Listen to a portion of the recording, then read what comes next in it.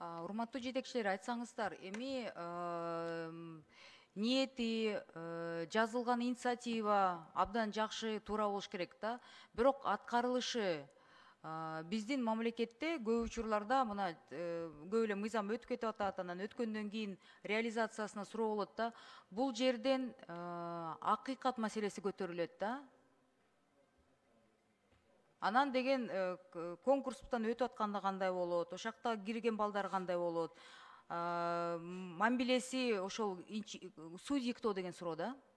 Ошол жакта ичинде отурган адамдар тандап жатканда тааныш, билиш деген Кыргызстанда абдан көп. Азыркыга чейин бизде арызданып жатышпайбы? Конкурс боюнча өтүп атканда жумушка таанышың жок болсо, кыйын жумушка орношуу. Бүгүнкү күнгө чейин ошондой маселелер көтөрүлүп атат. Аны мен жетекчи катары сиздер билесиздер, силерге көп, өкмөткө көп каттар жөнөтүп атам.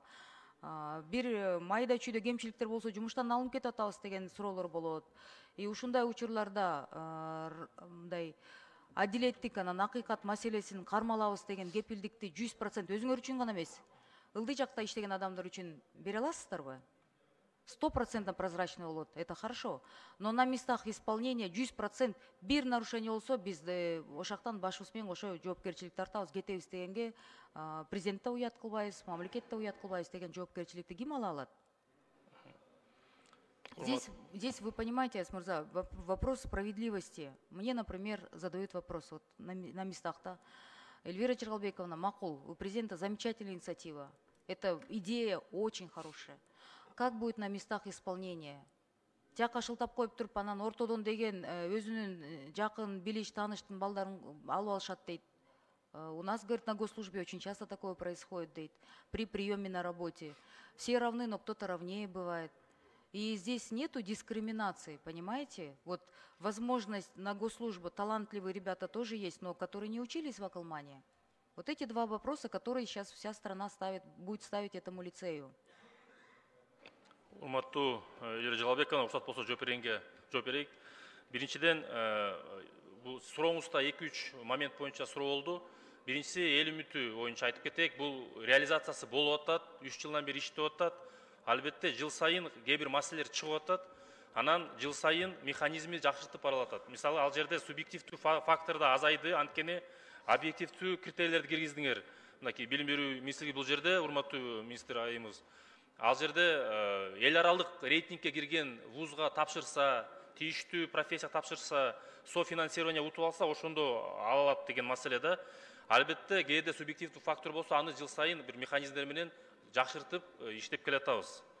Бирок анда, значит, на начальном этапе кемчиликтер болот деп мойнуңуздарга алып атасыздар. Биз ошого даярбызбы? Биз даярбыз. Негизинен биз биринчи жолу тарыхта эл аралык деңгээлде окуйм деген магистранттарга кошумча жардам берилип атат. Это уже хороший шаг вперед. Мисалы, биринчи жылы кесиптер белгиленген эмес болчу. Экинчи жылдан баштап уже эң керектүү кесиптер бекитилип башталды. Это не субъективный фактор, это административное улучшение болуп атат жыл сайын.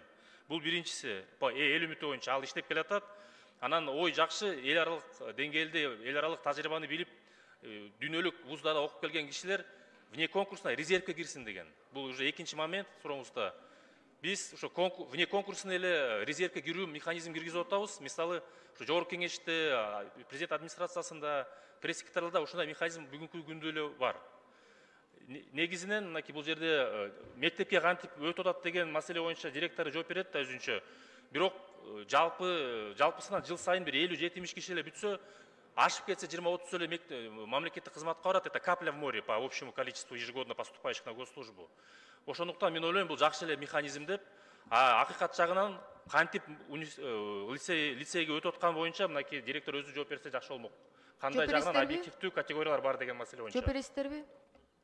Бул эл уксунда суроолор болуп атат. Эл өкүлү катары мага берилгендиктен сиздерге ушул суроону жооп бересиздерби?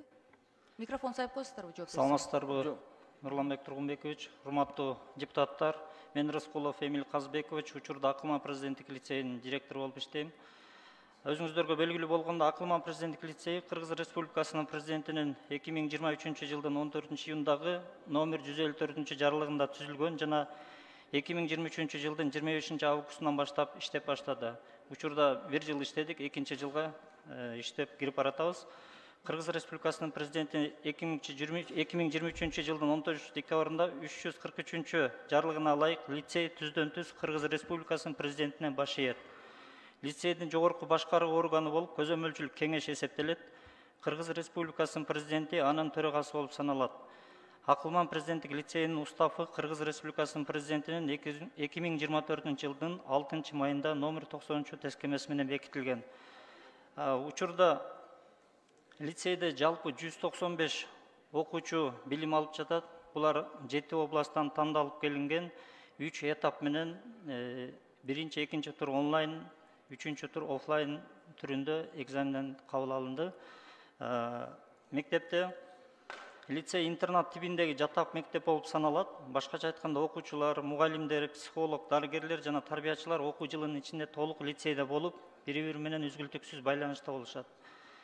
Мунун артыкчылыгы окуучулар бардык зарыл учурда кызматкерлерге жана мугалимдерге кайрылып керектүү жардам ала алышат. Учурда лицейде окутуу процесси, так илимдер жана англис тили предметтери Кембридж системасынын окутуу методикалык комплексин колдонуу аркылуу жүргүзүлүп жатат. Ал эми гуманитардык предметтер мамлекеттик базистик окуу планынын чегинде. Урматтуу жетекчи, рахмат. Эми мага бияктан деген депутаттарга уставын окуп эле коюңуздар да. Менден бир эле суроо болчу. Зачислениясы, ошакта окутканы, кийин жумушка орношкону ачык айкын. Анан 7 областтан тандалып келет деп атасыздар. Ошол жерден тандаган адамдар өздөрү таза адамдар болсун деген эле тилек болуп атат да. Кийин эл арасында бул бизге эмес, бул сөз сизге, өкмөткө тиет. Жасалган иштердин да жакшы жагы болот, анан кемчиликтер болот. Ошол кемчиликтери артыкчылыктардан ашып кетпесин деген эле суроо да. Ошол жагын караңыздар, көзөмөлдөңүздөр. Министр айым, сизде комментарий барбы? Ооба. Сиздики туура суроо. Бүгүнкү күндө эл үмүтү стипендиясы боюнча дүйнөлүк 100 Микрофон жакыныраак аласызбы? Дүйнөлүк 100 топ окуу жайына өткөндөн тастыктайт. Буга чейин болгон бир аз документтерди күчтөндүрдүк дегени, ал милдеттүү түрдө Кыргызстанга келип иштесин деген талапты койдук. Экинчиден, ошончо мына $50,000 берип окутуп аткандан Кыргызстандын мамлекеттик же Кыргызстанды өнүктүрүүдө иштеп аткан мекемелерге келип иштесин деген барьерлерди алып салууну сунуштадык. Анткени бүгүнкү күндө алар келип орношо албай атат мамлекеттик кызматка. Бизге деле келди. Анан ошону Казакстандын эл аралык алдыңкы тажрыйбаларын тааныдык, милдеттүү кылдык. Документтердин баары электронно кабыл алынат. Булардын эң биринчи тастыктоосу ошол окууга өттү деген тастыктамасы керек.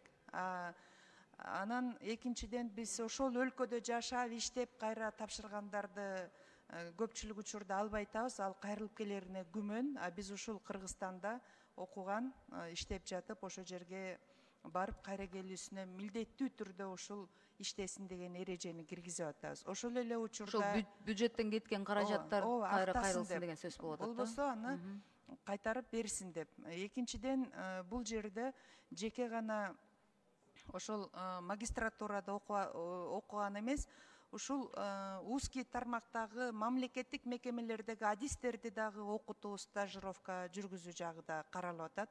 Бул милдеттендирүү болуп эсептелинет. Болбосо көп акчаны сиздер билесиздер. Мурдагы президенттерде да бар эле, ал адистер келген жок. Акчаны салдык, бирок кайтып келген жок. Кайтып келип иштешине кепилдик сурап атабыз сиздерден.